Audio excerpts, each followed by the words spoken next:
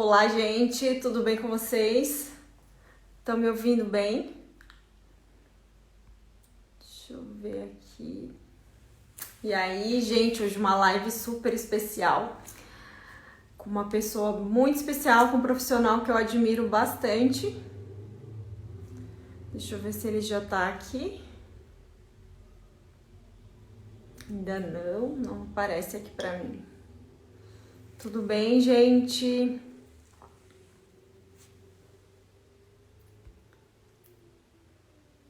Deixa eu ver aqui se eu consigo encontrá-lo.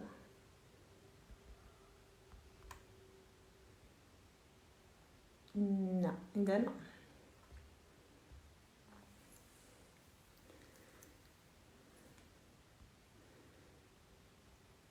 Deixa eu ver.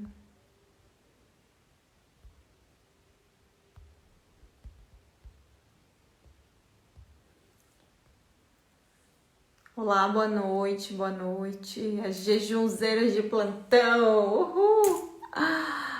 Adoro.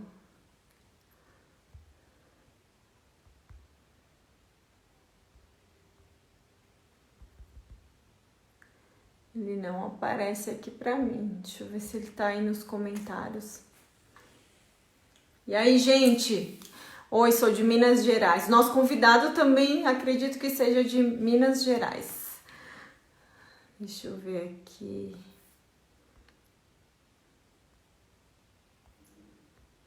Não está ainda.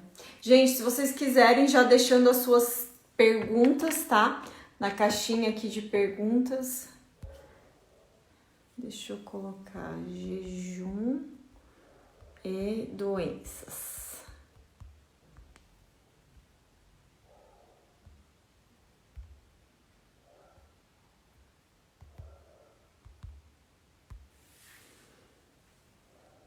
Deixa eu ver se ele aparece aqui.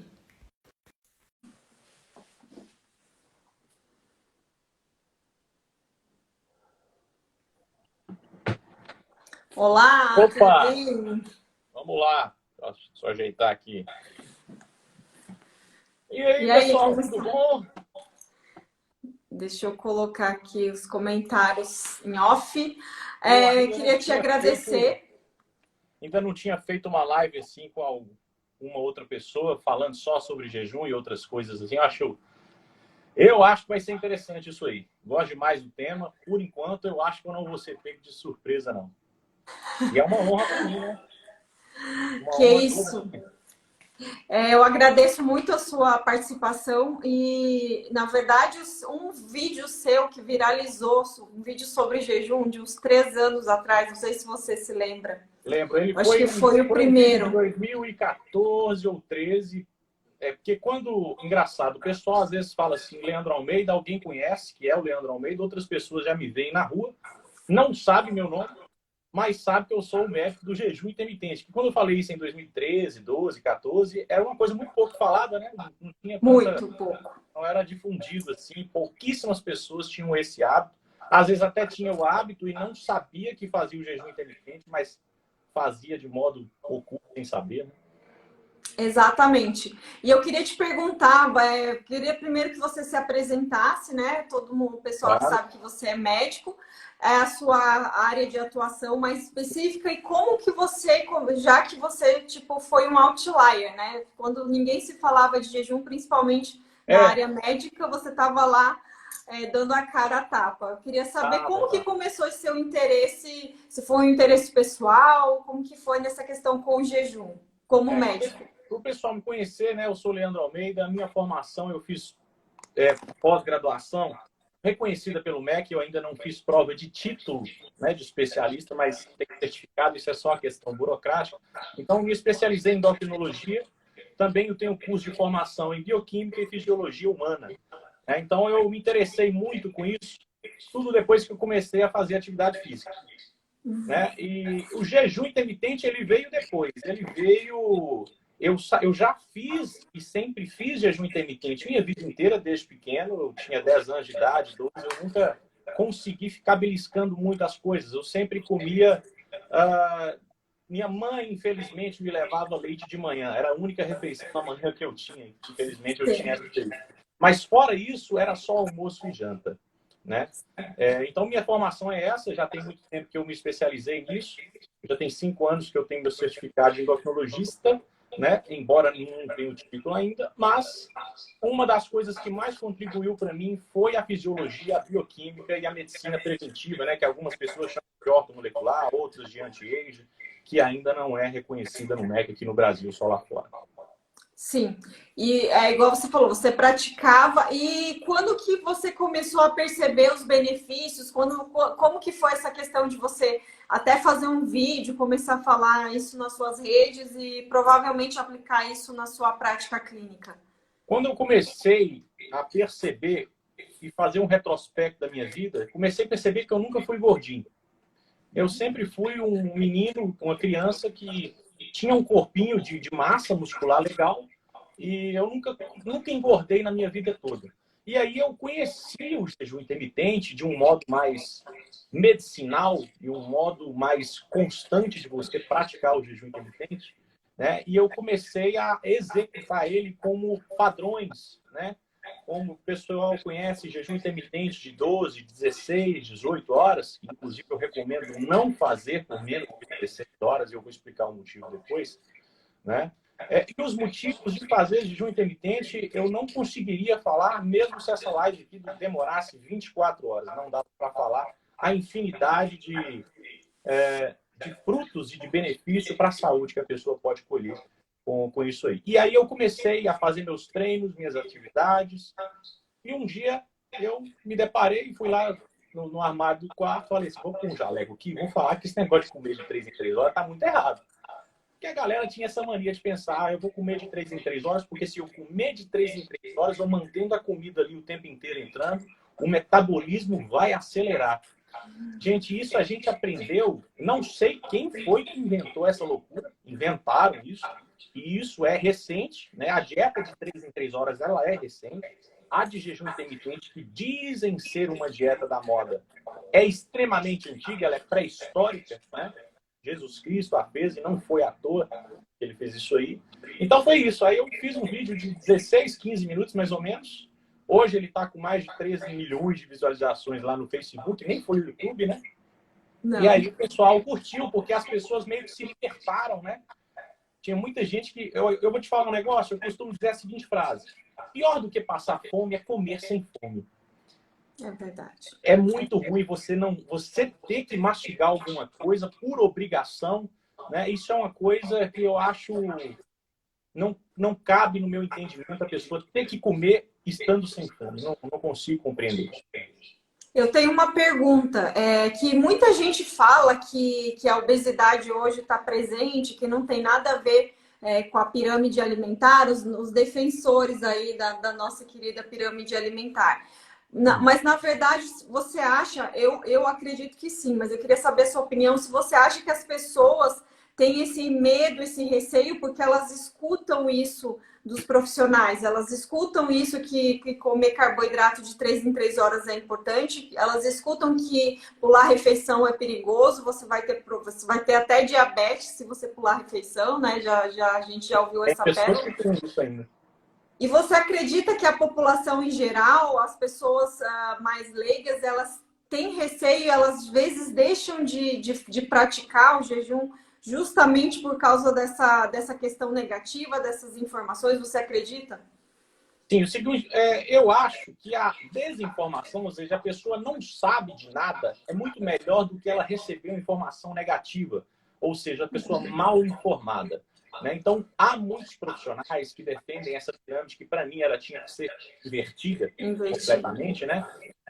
Esse negócio de pão, aí tem lá na base da pirâmide, pão, carboidrato, arroz, etc. Tal. O fruto de todas as doenças que eu conheço, de caráter de cardiologia, de caráter neurológico, tudo isso vem com excesso do carboidrato que faz o disparo da insulina e que gera todas essas doenças que provêm de uma inflamação crônica, subclínica na pessoa, e isso vai sendo arrastado de forma silenciosa. e aí começa a desenvolver diabetes, aparece um Alzheimer, aparece um Parkinson, aparece síndrome ovário policístico, aí pega e vai lá e trata com anticoncepcional, achando que isso vai adiantar alguma coisa, e na verdade não adianta nada. Né? Então, voltando à sua pergunta, você falou que sobre a pirâmide, né?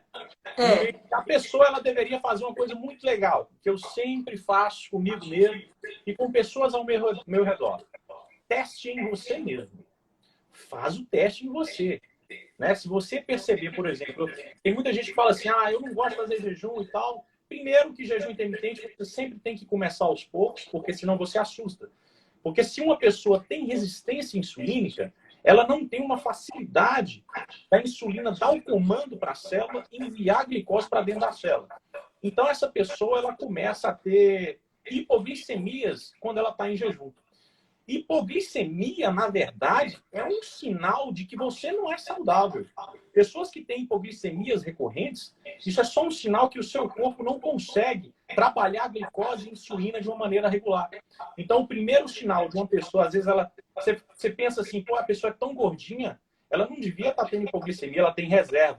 Aí é que você se engana. É essa pessoa que vai começar a ter hipoglicemia e você não pode assustar esse tipo de pessoa dando para ela 12 horas de jejum da noite para o dia. Isso tem que ser gradativo. Né? Então, a pessoa ela deveria fazer os testes. Sei lá, já que ela tem mania de tomar um café da manhã lá para 7 horas, 8 horas da manhã, tenta pular para 10, tenta pular para 9, no outro dia aumenta meia hora. Quando ela perceber, ela já está na hora do almoço, ela já vai almoçar. Agora, o mais claro de tudo para mim é como que fica o seu dia e como suas ideias ficam mais claras quando você ainda está em jejum. Principalmente se você não comeu nada ou, se comer, não comeu carboidrato. Principalmente no período da manhã, como que seu dia rende mais. É uma experiência que eu acho que todo mundo deveria fazer antes de escutar Leandro Almeida, antes de escutar o outro que defende o carboidrato. Teste em você mesmo e veja o que de fato te traz mais saúde, tanto mental quanto do corpo. E é interessante, igual você falou, né? Que essa coisa de pular o café da manhã, justamente o porquê que a gente se sente tão energizado, porque a gente passou a noite toda, né? Em jejum, né? O corpo lá processando os nutrientes, enfim, a gente já tem um período maior aí, a insulina já está estável.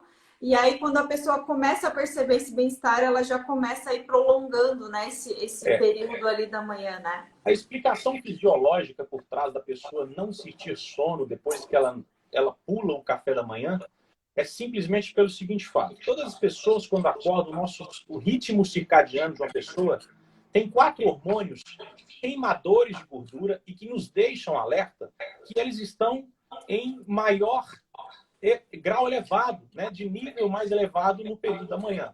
GH, glucagon, cortisol e noradrenalina. A testosterona também, mas ela não vai entrar nesse quesito aqui, porque nós estamos querendo ficar mais acordados. Né? Então, os 4, GH, glucagon, cortisol e noradrenalina, são queimadores de gordura, ativam a lipólise. Por isso que tem muita gente que fala assim, eu vou fazer o jejum, o aeróbico em jejum. O aeróbico em jejum nada mais é do que uma atividade física no momento mais oportuno que uma pessoa poderia ter para queimar gordura. Para queimar gordura. Exatamente. Ela acordou 6 horas da manhã. O pico do GH, na verdade, foi umas 4 horas da manhã. E ele é diferente, ele é no sono profundo da gente. Mas ele ainda está ali, né, nos seus finalmente. O cortisol, o glucagon e a noradrenalina, sim, esses estão ativos e mais elevados no período da manhã. E esta é uma hora em que você deveria ficar em jejum, né? Tem muita gente que fala que o café da manhã é a refeição mais importante, né? Que deveria comer como um rei, não sei o quê e tal, o seu almoço como um príncipe, né? Tem uma frase desse tipo. Para mim é completamente o oposto. A pessoa deveria pular o café da manhã ou, se não, né, apenas fazer refeições ricas em proteína ou gordura pela manhã, justamente para potencializar esse efeito, ficar mais alerta. Né? É muito simples você fazer o teste. Acorde e coma lá seu pão de queijo, sua tapioca, seu bolo, com café com leite e tente seguir normal. A maioria das pessoas, claro que vai ter suas exceções, irão sentir sonolência e letargia no ambiente de trabalho quando chegarem lá. E fome, né? E fome O depois, pico né? da Porque vai ter um fome, né? rebote. Porque ativa o hormônio da fome, Exatamente. né?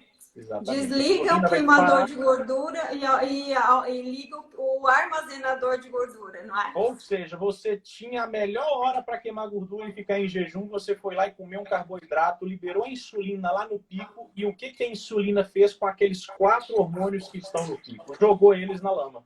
Tanto o GH, quanto o glucagon, quanto o noradrenalina e o cortisol. Agora eles estão totalmente lá embaixo, e aí vai vir o sono, a sonolência, a letargia, a dificuldade de raciocínio e de concentração.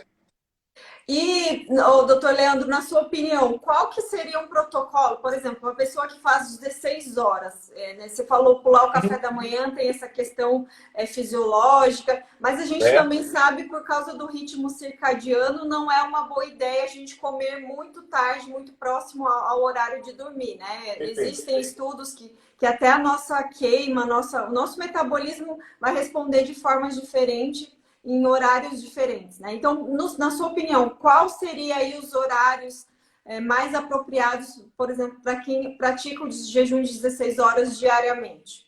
Olha, o jejum de 16 horas, a gente fala 16 horas, na verdade, porque existe um aumento dos corpos cetônicos no corpo do ser humano. Esse aumento dos corpos cetônicos gerados pelo jejum, eles começam a aumentar entre 8 a 12 horas de jejum. E aí você começa a ter um aumento de corpo cetônico no corpo de 0,2 a 0,5 milimol nessas 12 horas. E isso se permanece por mais ou menos 24. Calma aí que eu vou chegar lá na pergunta sua, que eu sou meio enrolador mesmo. Mas E é aí ótimo, estou adorando. a pessoa fica nisso até 24 horas e depois de 48 é que ela tem um aumento de 1 a 2 milimol de corpo cetônico no corpo da pessoa. Os melhores horários que eu conseguiria interpretar, que seria base para mim, seria uma pessoa fazer o desjejum por volta de 1 hora, 2 horas da tarde, né? E talvez ficar 18 horas sem comer, que eu acho que o jejum ele deveria ser de 16 para lá, né? Comer no máximo ali uma janta às 8 horas da noite, né? Por aí. Porque a pessoa, às vezes, depende também do dia a dia da pessoa. Às vezes a pessoa ela trabalha de forma noturna, né? Tudo vai ficar meio bagunçado nisso aí. Inclusive, eu sempre recomendo às pessoas a estipularem uma rotina. O nosso corpo é o contrário de relacionamento. Ele gosta de rotina o tempo inteiro. Então, sempre treine naquele horário, sempre coma naquele horário, porque o corpo, e eu vou tentar simular o corpo conversando com você aqui. Se o corpo tivesse uma mente para falar com você, ele fala assim, ó, ele fala com um amigo do outro lá dentro do corpo. O que acontece? Essa pessoa aqui, ela está treinando 7 horas da manhã, no outro dia ela está treinando meio-dia. E hoje ela está treinando 4 horas da tarde. O pessoal, vamos fazer o seguinte, vamos começar a armazenar um pouco de gordura aqui, porque a gente não sabe que hora que ela vai comer, que hora que ela vai treinar. Quando você estipula um mindset, tanto de treino quanto de comida, né, o seu corpo já sabe que aquela hora está chegando. Tanto é que muitas pessoas conseguem perceber, inclusive, está chegando perto da hora do treino, às vezes tem pessoas que têm vontade de ir no banheiro, evacuar, porque o corpo já sinaliza a noradrenalina que vai entrar o treino e ele quer liberar tudo ali para a pessoa ter mais disposição na hora do treino. Isso é uma coisa fantástica. Quando você começa a perceber que seu corpo dá sinais todos os dias, sempre as mesmas coisas, isso é sinal que você está entrando no lugar certo. Então, para mim, é isso. Eu acho que a pessoa deveria sempre pular a refeição da manhã e comer sempre após o meio-dia e tentar comer no máximo ali 9 horas da noite, talvez estourando 10 se ela for dormir mais tarde. Tá, para dar um tempo para digerir. Isso, exato. Você nunca deite com um intervalo de pelo menos 2 horas depois que você teve uma refeição sólida, volumosa. Né? Então, espere essa refeição fazer a digestão completa para depois você deitar. Isso geralmente em torno de 2 horas e meia, dependendo do seu prato. Sim, e eu achei interessante o que você falou sobre a rotina, né, das pessoas se adaptarem. Inclusive, tem gente que faz jejum de 16 horas todos os dias, às vezes nem mais para emagrecer, porque já estabilizou, já se adaptou, faz como um estilo de vida. Mas ao mesmo tem também alguns protocolos que são jejuns um pouco mais estendidos. Por exemplo, tem alguns autores que sugerem o jejum de 24 horas, 2 a 3 vezes na semana, para dar um estímulo aí para quem principalmente ainda precisa queimar mais gordura, um jejum alternado de tipo 24, 36 horas, para dar também aquele estímulo diferente para o corpo, principalmente nessa questão da queima de gordura. O que você acha desses protocolos? Aí é que tá. São as frases que eu sempre falo dentro do consultório. Tem muita gente que está assistindo isso aqui e vai morrer de vontade de fazer o jejum intermitente. E eu sinto muito em dizer que essa frase é verdadeira. O jejum é para quem pode, não é para quem quer. E não é da noite para o dia. Jejum intermitente, você não pode começar da noite para o dia pelo primeiro motivo. O motivo principal é você não estar adaptado. Você depois ficar adaptado, tudo bem. Às vezes tem um outro motivo que a pessoa está querendo ganho muscular.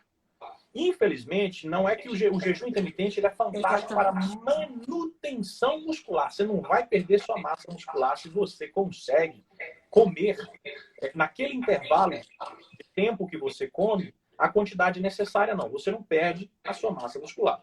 Mas você falar que você vai ter uma hipertrofia fantástica com jejum intermitente, eu estaria mentindo falando isso para você.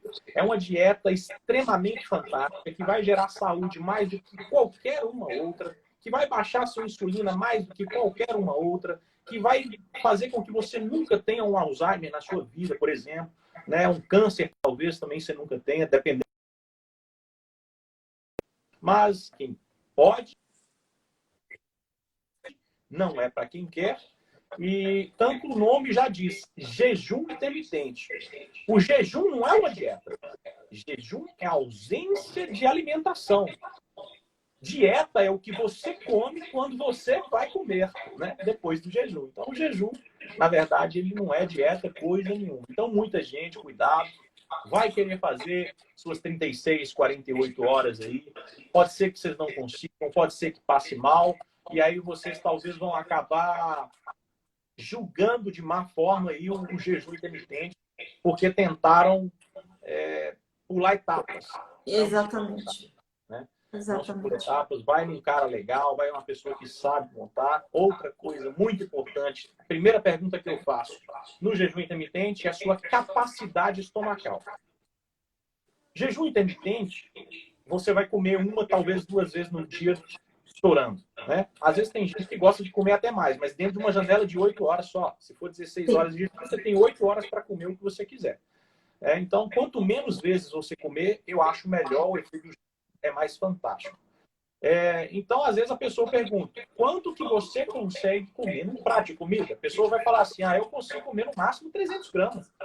E eu já olho para a pessoa e não vejo uma pessoa não é gorda. A pessoa está querendo definição, mas ela quer um ganho muscular, etc. e tal. Eu não vou prescrever para ela um jejum intermitente se ela só consegue uma refeição de 300 gramas. Ela vai ter um déficit calórico muito grande. Né? E, infelizmente, nessas pessoas que estão com essa visão de ganho muscular, que já tem um percentual de gordura um pouco mais baixo, aí ela, infelizmente, ou ela vai ter que conseguir comer mais do que quando ela comer, ou ela vai ter que aumentar o número de refeições mesmo. Sim. No caso aqui da maioria das seguidoras, das mulheres, geralmente são mais mulheres, é massivo a representação, e geralmente a preocupação delas, elas estão muito acima do peso, às vezes nem é a questão do ganho de massa muscular, mas é importante que você está frisando porque tem a individualidade biológica, né? Cada pessoa tem um biotipo, tem um objetivo, e igual você falou, para quem quer ter ganhos, é diferente daquela pessoa que está com síndrome metabólica, que está com quadros... Olha, para emagrecimento, inclusive aquele Yoshinori Ohsumi, né? Foi o sim. ele ganhou o prêmio Nobel pessoal fala Nobel, às vezes não tá certo não, viu, gente? É Nobel mesmo. É Nobel.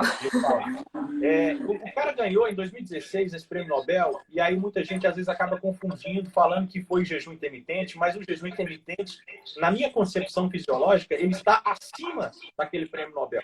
Porque o prêmio Nobel do sujeito foi que ele descobriu a restrição calórica, e já não precisa de ser completamente ligada a jejum. A restrição calórica, às vezes a pessoa, sei lá, ela vai comer aí 6 ovos por dia. Né? Ela está fazendo uma restrição calórica aliada ainda a uma dieta cetogênica. Ela está comendo 3 ovos por dia, que é só proteína e gordura, e comendo não está ingerindo mais em nada. 3 horas. Ela pode comer de 3 em 3 horas, que ela vai se encaixar nesse prêmio Nobel aí, né, da autofagia, da regeneração do corpo. O negócio é que o jejum intermitente ele vai muito além disso. Além de ele ter os benefícios do Yoshinori, que ganhou o prêmio Nobel com restrição alimentar, você se mantendo em jejum com restrição alimentar e com uma dieta cetogênica ainda aliada, olha, eu desconheço uma gama de estratégia tão eficaz quanto uma dieta cetogênica com jejum intermitente para uma pessoa que quer emagrecimento. Pessoa que quer emagrecimento e a saúde de volta, não consegue de uma maneira tão boa, tão legal e tão rápida quanto o jejum aliado a uma restrição calórica. Né? Outra pergunta, então, falando nisso, que a alimentação, na sua visão, é muito importante, em termos de porcentagem, o quanto você acha que a alimentação é importante e o quanto ela influencia no efeito do próprio jejum? Se a gente for comparar em percentuais, o que você acha? Você está querendo dizer a alimentação comparado com atividade física ou não? A alimentação aliada ao jejum, porque muita gente também acha que é só fazer jejum, que é só ficar algumas horas sem comer, e quando vai comer, come qualquer coisa que vem pela frente. E a pessoa, o que ela gerou de saldo, ela gastou o dobro depois, então não adiantou. Porque tem muita gente que gosta de ficar... Olha, eu até concordo, a pessoa às vezes, a gente tem vida social, eu não sou... por mais que eu seja uma pessoa que estou ali para ajudar todo mundo, eu também sou um ser humano e eu tenho que ir em uma festa de casamento, eu tenho que sair com amigos.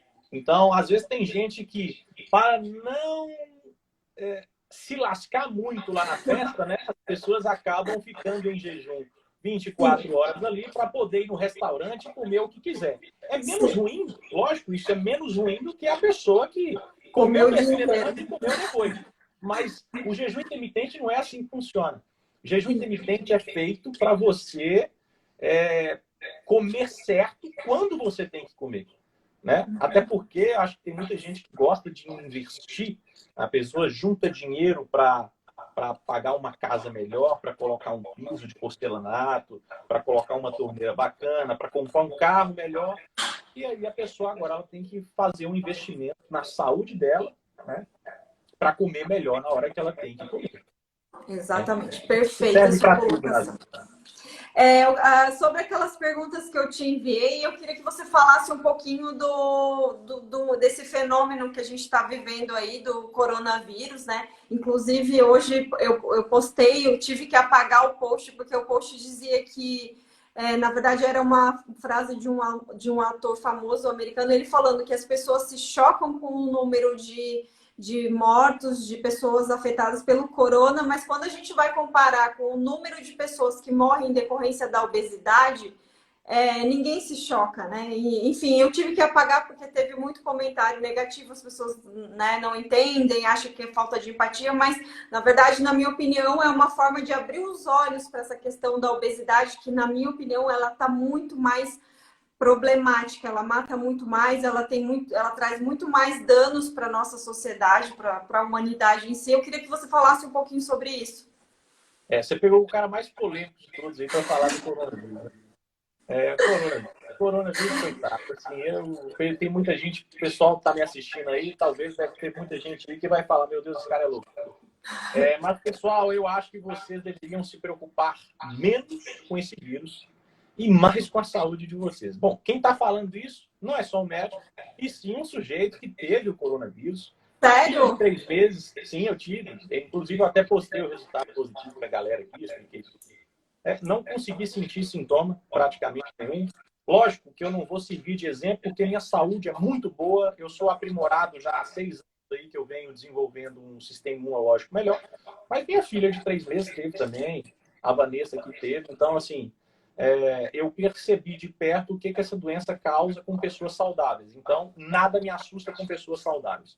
Já no ponto de vista que você falou de obesidade, a obesidade ela não só mata de forma direta, né? Lógico, ela mata porque a pessoa tem uma resistência insulínica, aí a pessoa vai ter um aumento da proteína C reativa, e aí a pessoa tem um aumento de todos os marcadores inflamatórios no corpo. Isso faz com que o VLDL, o triglicerídeo, vai lá e coloca a gordurinha nas artérias e a pessoa, por exemplo, infartou. Ela infartou por quê? Porque ela é obesa, porque ela come errado e... Então, às vezes a pessoa morreu de infarto, mas quem matou mesmo foi a obesidade. Uhum. A pessoa morreu de depressão, mas quem matou foi a obesidade. Porque a obesidade causa distúrbios neurológicos também. Mau funcionamento de neurotransmissão, dopaminas, que são neurotransmissores que deixam você com um bem-estar. Às vezes a pessoa teve lá, suicidou. Ela suicidou como causa primária a obesidade. Claro, tem seus problemas de família, como todo mundo tem, mas nada justifica. Se ela tivesse sido tratada da maneira correta, tivesse tido uma suplementação da maneira correta, antes disso tudo acontecer, talvez ela não morreria. E, é claro, a morte por obesidade é uma coisa que me assusta infinitamente maior do que o coronavírus. O coronavírus, ele está sendo, infelizmente, usado de maneira política para assustar muita gente. É um terrorismo desnecessário que está sendo feito. Claro que tem que tomar todos os cuidados, como tem que tomar cuidado com qualquer outro vírus. Porque a pessoa, quando ela está mal de saúde, ela pode morrer de coronavírus, como ela pode morrer de H1N1, de dengue, de pneumonia, de tuberculose e de outras coisas. O problema é que hoje todo mundo só morre com o coronavírus. Ninguém morre de outra coisa mais. Né? Exatamente. É muito interessante. Eu vi lá no Facebook que você tem feito alguma série de posts sobre o poder dos micronutrientes. Eu vi que você falou muito sobre o zinco, sobre alguns outros micronutrientes utilizados aí como um coadjuvante no tratamento, né? Principalmente na questão da depressão que você falou. Eu queria que você falasse um pouquinho do poder desses nutrientes. Tem até um livro chamado Poder dos Nutrientes. E em conjunto com o jejum, o efeito que isso, na questão do jejum, e eu até falei para você da autoimunidade, como é que funciona muitas pessoas dão pouca importância para essa questão dos micronutrientes, né? Eu queria que você falasse um pouquinho sobre isso. Micronutriente, aliás, vou falar primeiro do jejum, dos micronutrientes, né? O que eles causam o que eles vão fazer com o jejum intermitente nada mais é do que um aumento exponencial. É como se fosse um turbo, né, no efeito dele. Mas, por exemplo, uma pessoa que suplementa magnésio, zinco e complexo B, e sei lá, vou colocar mais uma vitamina D3 aí. A vida inteira a pessoa suplementa isso. Olha, só com esses 4, a pessoa já tem uma proteção, tanto neurológica quanto do metabolismo no geral, imensurável com relação a síndrome do ovário policístico, fatores de neurodegenerativos, né? Alzheimer, Parkinson, esclerose lateral amiotrófica, etc. Eu falei do zinco, eu falei do magnésio, eu falei do complexo B. Eu acho que o complexo B, a gente deve até parar um pouco aqui para falar dele, porque o complexo B, para mim, deveria existir dentro da água. O complexo B, não nessas doses de polivitamínico, Centrum e tal. Tem que ser dose de polivitamínico importado ou você mandar manipular doses maiores de todas as vitaminas do complexo B, né? Muita gente acha que o complexo B é uma vitamina, são 9, na verdade. Então, essas vitaminas, em consenso, elas vão aliar com o jejum intermitente e vão ter o aumento do MPK, uma queima de gordura mais otimizada no momento em que a pessoa está em jejum. Elas vão ter uma proteção neurológica, elas vão evitar de ter perdas de serotonina, de dopamina. Então, a pessoa que, por exemplo, ela suportaria um luto, né? A pessoa está lá, ela é obesa e ela está comendo errado. A mãe morre, o pai morre, o esposo morre, Deus me guarde, mas acontece, infelizmente. Essa pessoa ela vai ter o luto e não sai dele mais, porque talvez ela não teve uma suplementação dessa, ou não fazia o jejum. Se comparada a uma pessoa que entrou em luto, mas que tem essa suplementação, é totalmente diferente o luto. O luto passa a ser um luto normal. É um luto que dura ali seus 2 meses, 3 meses, o que tinha que durar, e a vida segue. A pessoa que não é suplementada e não tem saúde, os lutos costumam ser eternos, até que, infelizmente, a pessoa não suporta a dor e resolve tirar a própria vida. Isso pode ser evitado com, principalmente de todos esses que eu falei, é o complexo B, porque ele é completamente voltado para a questão neurológica da pessoa. Então, pessoas que, pelo amor de Deus, quem me ouvir aí, quem puder usar doses mais altas de complexo B, só tomando um pouquinho de cuidado com a B12, que se tomar demais começa a ter um pouquinho de espinha, de acne, né? A pessoa ela vai ver uma diferença tanto no dia a dia dela, quanto quando os problemas acontecerem, ela vai notar que ela vai perpassar mais facilmente os problemas. Sim, e outra pergunta, tenho duas aqui em mente, mas primeiro a gente vai falar da autoimunidade. Por que você, na sua opinião, por que você acha que cada dia mais, assim, mais e mais pessoas estão sendo acometidas por vários tipos de doença, artrite, artrose, doenças, enfim, vários tipos de doença autoimune onde o corpo começa, né, se auto-atacar. Qual que é a sua opinião sobre isso? Isso tudo vem da dieta, infelizmente. Hoje em dia, antigamente não existia muito isso aí, mas hoje tudo está voltado para alimentos ricos em leite, tudo é glúten hoje, né? Muito álcool em excesso, e isso enfraquece na formação das células natural killers, né? E aí por isso que eu começo até a prescrever também aquela naltrexona, mas isso aí faz parte aqui da conversa. E a alimentação rica em carboidrato demais, rica em leite demais, rica em glúten demais, né? Ela começa, isso é só um dos fatores. Mas tem os outros vícios, que é cigarro, etc. Mas na alimentação, disso que eu estou falando, as pessoas, infelizmente, hoje acham até que você fala com a pessoa assim, olha, Leandro, o que eu vou comer que não tem glúten? Eu fico abismado com esse tipo de pergunta, porque tudo para mim não tem glúten. O que tem glúten? Pão tem glúten. Aí se você não comer pão, tá tudo certo, você vai comer macarrão. Pizza. Arroz não tem, carne não tem, ovo não tem, salada não tem. E ainda tem os pães e os macarrões que não tem o glúten. Então o glúten, por exemplo, estou dando um exemplo do glúten, porque o glúten, ele é uma moléculazinha lá que entra no nosso corpo e começa a disparar sinais de que aquilo não pertence a nós.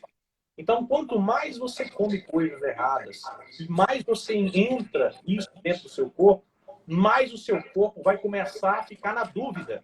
O que é dele e o que não é dele. Então, o glúten, às vezes, ele reconheceu o glúten e falou, olha, aquele cara não é daqui. O que acontece com a tireoidite de Hashimoto, muitas vezes estimulada pelo glúten, é justamente isso.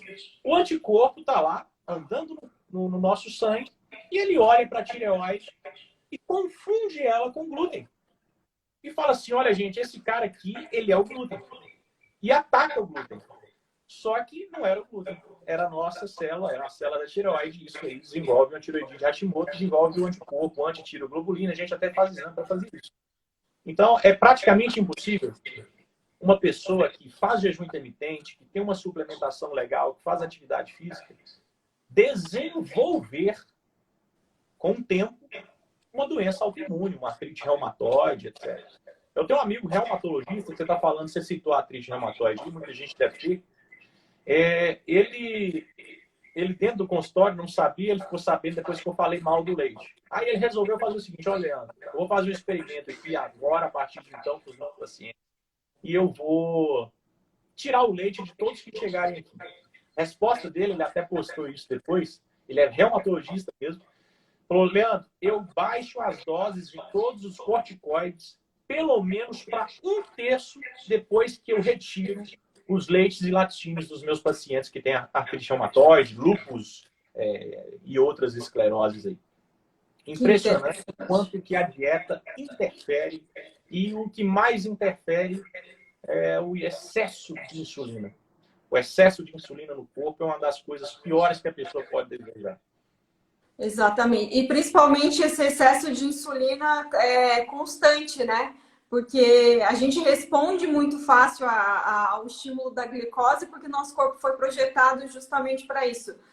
Mas o problema não é só responder, mas constantemente é como se o corpo ficasse lutando, né, o tempo todo, tentando apagar um incêndio, lidando com aquele excesso de açúcar pelo corpo todo, né?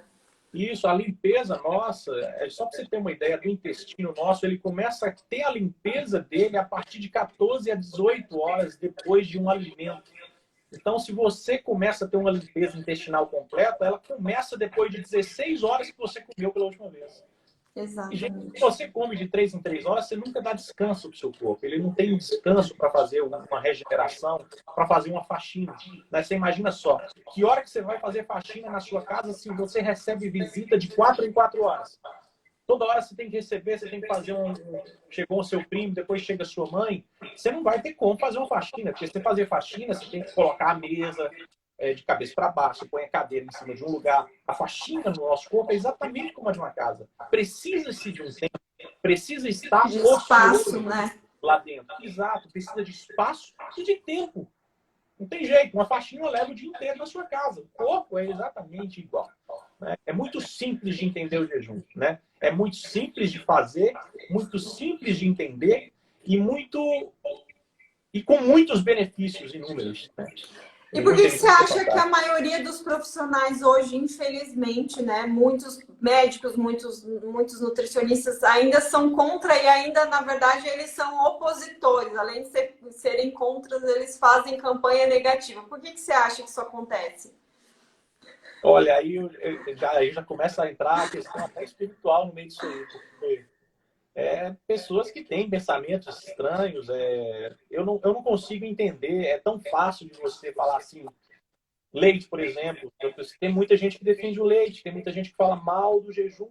Não faz lógica isso, tendo em vista que é só você testar. Ah, você tem sinusite, você tem rinite, você tem vários problemas. Faz o teste de ficar um mês sem o leite, por exemplo. Testa ficar sem glúten, por exemplo. Veja o que acontece com o seu corpo. Não escuta Leandro, não escuta ninguém. Veja o que acontece. O Leandro falou que alguma coisa boa vai acontecer. Será que é mesmo? Porque às vezes a pessoa não tem nem curiosidade, né? Então, assim, Exato. esses profissionais, muita gente às vezes quer acreditar nesses profissionais, e eles têm muitos seguidores. Você sabe por que eles têm muitos seguidores? Porque É. muitas pessoas não querem deixar de fazer o que gosta. Sim. Né? A pessoa não quer deixar de tomar leite porque ela acha o leite uma delícia. Então, ela prefere se esconder atrás de uma afirmação de um profissional que defende o leite e ficar acreditando sempre no que aquele cara fala, porque se ela acreditar sempre naquele sujeito, ela nunca vai deixar de tomar o leite. É verdade. Faz Tipo assim, sentido. ela É nunca um vai fazer o escudo. jejum. Ela nunca vai fazer o jejum intermitente porque ela não consegue parar de comer o docinho dela ali o tempo inteiro, não parar de dar uma beliscada, né? Tem aquelas pessoas beliscadeiras, né? Não aguenta ver alguma Sim. coisa. Então, essa pessoa ela não quer acreditar no jejum porque convém para ela não acreditar. Sim. Eu costumo dizer para os meus pacientes o seguinte: engordar é muito mais difícil do que emagrecer. O negócio é que engordar é mais prazeroso. O emagrecimento, se você pegar o que você engordou em um ano todo, 12 meses, comendo errado, fazendo besteira o tempo inteiro, não treinando, não fazendo atividade física, você engordou, sei lá, 10 quilos no ano. Se você começar a fazer uma dieta, um jejum, uma suplementação corretamente, 100% dedicado, você perde esses 10 quilos com 2 meses. É Então, verdade. o corpo ele não é proporcional, ele é muito generoso, eu costumo dizer. Ele se É recupera verdade. muito mais rápido do que o tempo que ele levou para estragar. Sim. Só que Você me não é falou tão de, prazeroso, né? de algumas coisas, como o ovário policístico, anticoncepcional, Sim, que você queria sim, entrar. isso. Queria que você falasse, porque a gente ouve muitas mulheres falando: ah, eu tenho dificuldade no meu emagrecimento, eu tenho metabolismo lento, porque só que a minha médica, eu uso anticoncepcional há muitos anos, pílula, outros métodos aí que envolvem hormônios, e essas mulheres sempre relatam essa grande dificuldade na hora de emagrecer. Por que isso acontece? Olha, a pílula anticoncepcional, já sendo bem curto e grosso, parem enquanto há tempo. A primeira coisa que muitos profissionais defendem anticoncepcional, o primeiro motivo que eles defendem é o bolso. Então, vou explicar aqui, que talvez você não saiba o que acontece dentro do meio médico, né? Todo mundo que está ouvindo aí. Os ginecologistas e todos esses que prescrevem anticoncepcional e defendem piamente, na maioria das vezes, na esmagadora maioria das vezes, existe inclusive, que eu fiquei sabendo que um próprio ginecologista amigo meu falou, existe um ranking em que as empresas que fabricam os anticoncepcionais, principalmente combinados, que contêm etinil estradiol na composição, que é um dos maiores venenos que existe, né, para a mulher, eles têm um ranking. Então, os prescritores, os médicos prescritores ganham viagens, né, ganham prêmios, ganham participação, ganham várias coisas legais. Quanto mais prescrever, melhor. E isso eles vão sendo captados. O etilil estradiol, para quem não conhece, você que toma Yasmin, Mercilon e qualquer outro anticoncepcional, contraceptivo oral combinado que tenha esse estradiol, ele é um fator que vai, primeiro de tudo, que vocês sabem que eu estou falando, porque às vezes vocês já sentem isso na pele, então vocês vão só perceber. Mulher que toma anticoncepcional não tem libido, não consegue ter ganho muscular, não consegue emagrecer. Existe uma diminuição de dopamina, do próprio estradiol, que ele é diminuído quando você faz o exame de sangue, mas você toma o etilil estradiol, que é uma forma sintética, que não é bioidêntica ao do nosso corpo. Você aumenta muito a formação de dedímero, de formação de coágulos no seu corpo. Então, o seu sangue vai ser muito mais fácil de criar coágulos, né? De soltar um trombo e causar, se for no cérebro, AVC. Se for no pulmão, tromboembolia pulmonar. Se for na perna, uma trombose venosa profunda. Né? Existem fóruns e mais fóruns de mulheres que estão sequeladas com o uso do contraceptivo oral combinado. Né? Então, a pessoa, quando ela... mas o que eu vou fazer, então, para parar com o contraceptivo oral? Primeira coisa, se você toma anticoncepcional por causa que você tem síndrome do ovário policístico, saiba que você nunca irá ser curado. Você simplesmente está adiando um problema e tampando ele com lã. A mesma coisa você vai varrer a sua casa, na hora que você juntar toda aquela sujeira, você jogar para debaixo do tapete, ao invés de jogar fora. Na hora que você levantar o tapete, está tudo lá.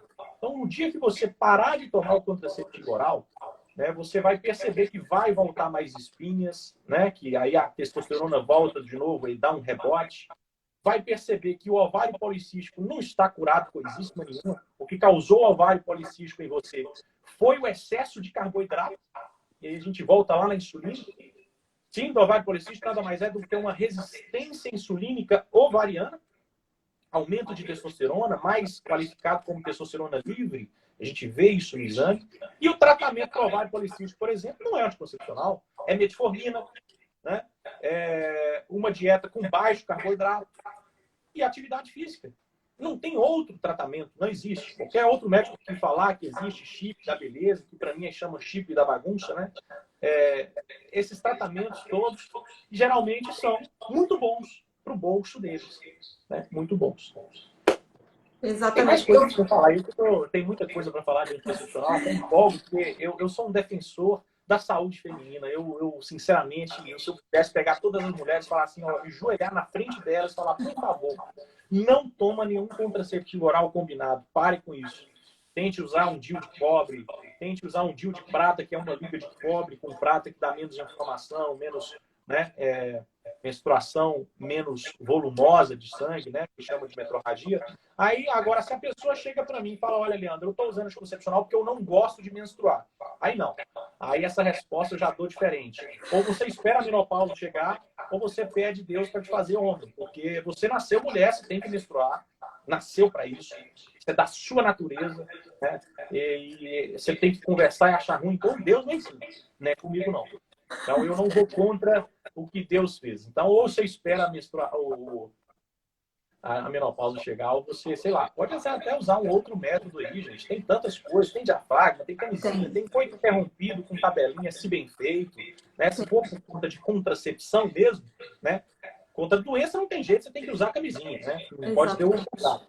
Mas contra a contracepção, existem vários outros métodos aí não hormonais e que não agridem e que oferecem esse risco fantasmagórico para a mulher, que é absurdo. Quantas mulheres morrem? Quem é coronavírus perto de quantas morrem por causa de anticoncepcional? O problema é que não soltam o número e não aliam ele ao anticoncepcional. Fala assim, morreu de AVC. Ah, mas o que causou AVC? O anticoncepcional. Isso eles não colocam. Entendeu? Exatamente, porque não é interessante. Eu vou abrir agora um pouco para as perguntas, que tem muita caixinha aqui. Deixa eu ver aqui.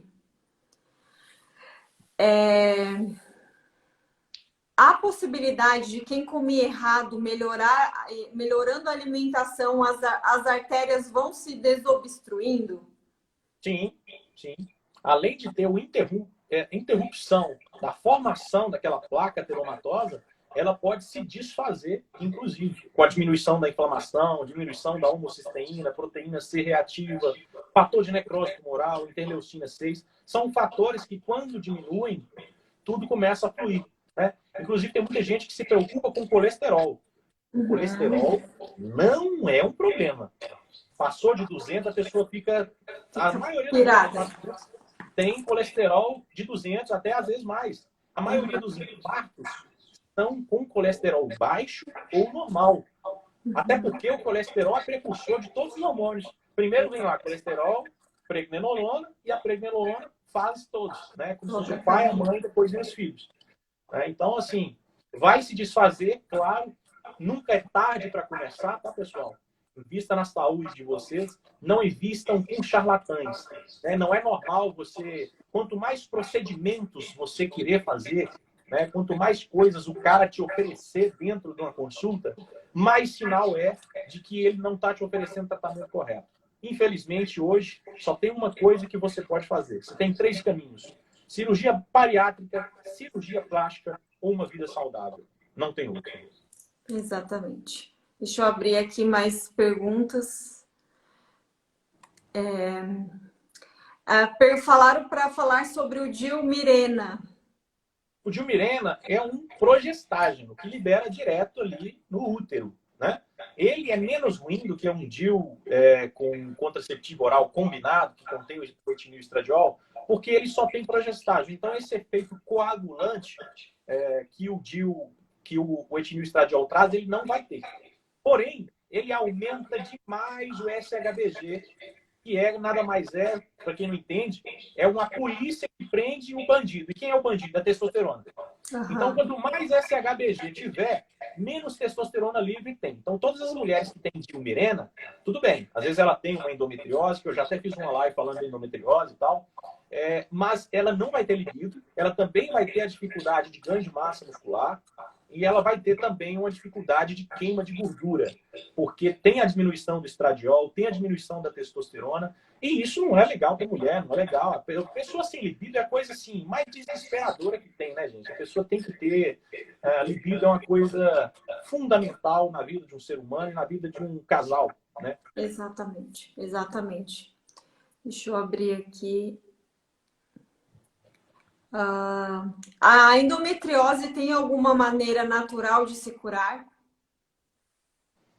A endometriose nada mais é do que as células que eram do endométrio que crescem em outra região. Né? Então, você tem endometriose abdominal, você tem endometriose na tubuterina, você tem endometriose... Até no pulmão existe. Muito raro, mas existe.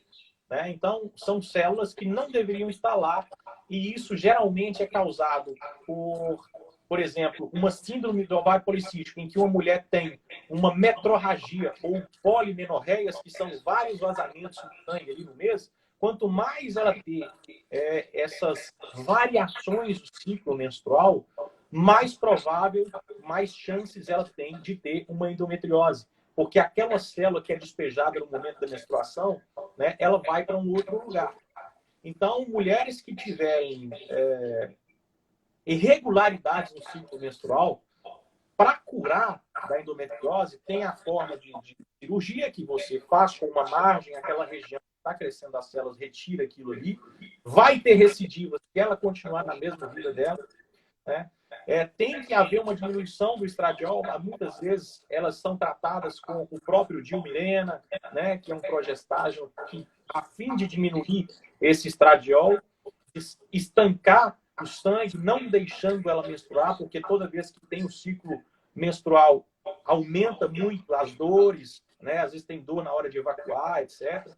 Então, o tratamento ele é com a diminuição do estradiol, mas você pode fazer isso, por exemplo, com o anastrozol, letrozol, que são inibidores de aromatase.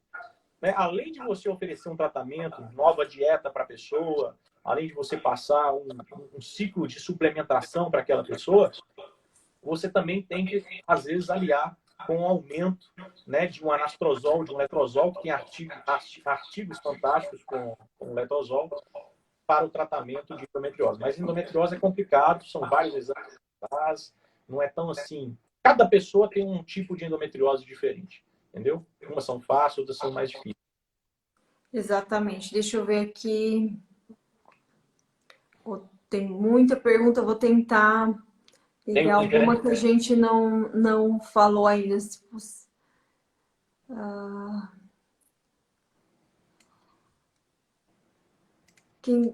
Perguntaram se quem faz exercício físico pode fazer jejum, você já respondeu. Tem que fazer. Tenho hipotiroidismo e faço uso de Sintroid 50.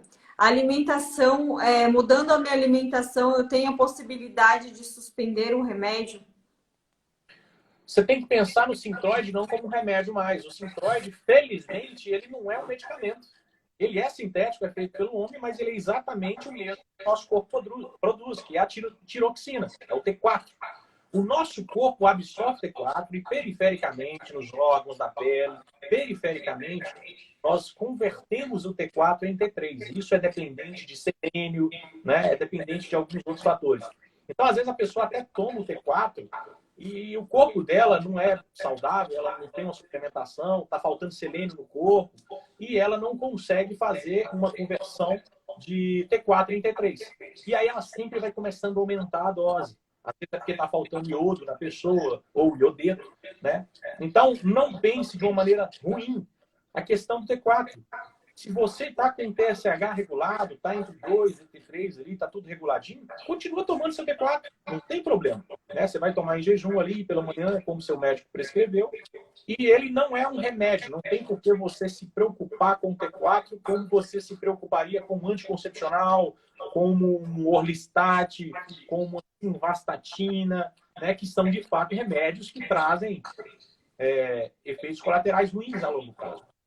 Sim. Então, não tem que se preocupar.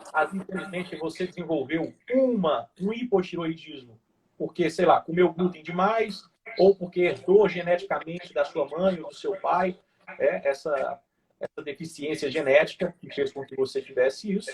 Mas não vejo por que se preocupar muito em tomar T4. Ok. É comum você ver isso na prática clínica, essas mulheres com essas doenças autoimunes, como a tireoidite, né? Também como aquela doença de Addison, que é quando a adrenal também não produz mais os hormônios necessários. É comum, devido ao estilo de vida, as pessoas terem esse dano para sempre. Tipo, o corpo dela nunca mais vai conseguir produzir aqueles hormônios de forma eficaz sem o auxílio de hormônios, como você falou, bioidênticos. Acontece muito? Olha, para a pessoa parar de produzir, por exemplo, você falou da doença de Addison, qual mais outra? Tireoidismo também, né? Não, essa da tireoide é muito comum, até porque o excesso de glúten na dieta de hoje, muitas pessoas desenvolvem. Às vezes a pessoa até não desenvolve porque ela não tem tanta predisposição genética para desenvolver. Né? Aí acaba mas se tiver um pouquinho, às vezes nem teria, se fosse saudável. Mas Sim. como fez a coisa tudo errada, desenvolveu. A Sim. doença de Addison em si, doença de Addison é uma coisa muito rara de se ter dentro do consultório. O que muito se tem é uma insuficiência adrenal. O pessoal chama de fadiga adrenal aí depois e tal, mas já existia o nome insuficiência adrenal, que é um cansaço da suprarrenal de produzir noradrenalina e cortisol. Né? Isso. Isso é completamente fácil da gente conseguir tratar e curar definitivamente essa pessoa. Às vezes leva muito tempo, dependendo do grau de insuficiência. Doença Sim. de Addison em si, se já for pré-instalada, né, se for uma doença de Addison, seja ela primária ou secundária, quase que irreversível, aí a pessoa não, ela tem que tomar hidrocortisona, assim, o resto da vida ou até descobrir a verdadeira causa da doença de Addison em si. Doença de Addison é muito raro, agora insuficiência adrenal é uma coisa mais comum no consultório meu e mais tranquilo de ser tratado. Bacana, bacana. Ai, doutor Leandro, tá finalizando aqui o tempo. Eu queria que, antes da gente finalizar, te agradecer novamente. Foi um espetáculo, uma aula. Eu que agradeço, foi Eu bacana. queria que você falasse um pouquinho dos seus atendimentos. Eu sei, eu vi lá no teu Facebook que você atende em São Paulo. Não sei atualmente hoje quais os locais para o pessoal aí que está te seguindo aí te procurar, que com certeza é Beleza, um ótimo profissional. obrigado. Eu estou atendendo atualmente, eu moro em Belo Horizonte, então eu sou daqui, então eu atendo aqui semanalmente, né? As minhas consultas não são muito simples, eu atendo como consultoria. Então a pessoa ela não simplesmente entra no consultório e vai embora. Eu não acho muito justo isso, porque eu sei que a pessoa vai ter muitas dúvidas, depois eu não posso sair abandonando a galera. Então existe um limite de pessoas para atender. Então por isso que eu não posso sair atendendo todo mundo. Em São Paulo eu atendo, Rio de Janeiro também, que eu estou indo agora, amanhã eu vou para São Paulo. E Rio de Janeiro sempre no meio do mês, alternando-se com Brasília. Né? Então é Brasília, São Paulo e Rio de Janeiro, fora Belo Horizonte, que eu moro aqui. Né? Mas quantos minutos está faltando aí? Falta 1 minuto. Ixi, então tem que acabar.